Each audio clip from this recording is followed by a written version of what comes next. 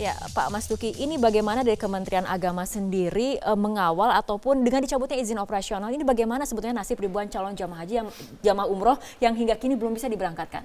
Ya, sejak awal ketika masih dalam Satgas bersama dengan OJK, kami mendapatkan kemudian komitmen dari First Travel untuk dua hal, yaitu pertama refund atau yang kedua reschedule keberangkatan jamaah. Ini yang dibuat komitmen, kemudian dibuat jadwal. Kami itu sudah meminta data jamaah itu sudah 4 bulan yang lalu. Dan ini tidak dengan pernah dicabutnya diberikan. izin operasional seperti ini, apakah Kementerian Agama akan ikut mengintervensi agar kemudian para calon jemaah ini tetap diberangkatkan dengan cara apa? Iya, di klausul yang kedua kita tetap dua hal ini. Karena ini kelanjutan dari OJK tadi. Harus refund ini tetap diberikan kepada jamaah yang meminta dan itu tidak boleh dipotong sepeser pun. Yang kedua, jika mereka melakukan reschedule keberangkatan harus tetap diberangkatkan tapi dilimpahkan kepada PPIU yang lain. Nah, ini bagaimana mengawal komitmen ini ketika kemudian memang pimpinannya sendiri sudah ditahan oleh polisi? Ya, ini kan perkembangan yang begitu dinamis. Karena kami baru melakukan kemarin sanggahan dari pihak First Travel datang ke kami memberikan solusi-solusi.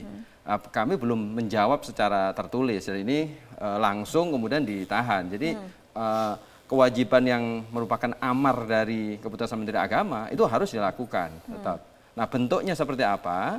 Nah, ini yang nanti akan ada pihak-pihak yang lain, kementerian atau lembaga yang lainnya yang terlibat. Oke. Gitu. Dari YLKI sendiri seperti apa? Ya, saya menyarankan agar Kementerian Agama sebagai regulator utama segera membentuk tim ad hoc untuk masalah ini. Karena kan menurut keterangan polisi yang saya baca tadi sore, rekening-rekening First Travel itu sudah mulai kosong.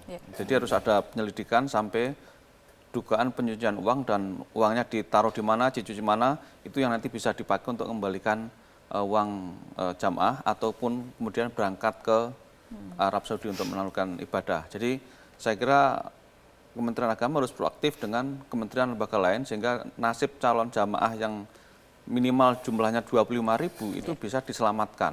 Gitu. Nah, mengenai calon jamaah, Pak Pramana, ini kan di Polri ataupun di Barreskrim Polri sudah ditahan pimpinan First Travel, tapi kemudian ada juga calon jemaah lain yang memasukkan dokumen ataupun aduannya ke Polda Metro Jaya. Anda salah satunya. Ini apa yang diharapkan?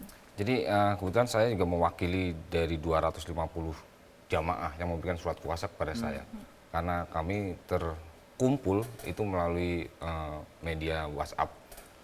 Semua jamaah dari seluruh Indonesia. Di rumah saya juga masih ada sekitar 1.000 surat kuasa yang belum saya data untuk kelengkapannya.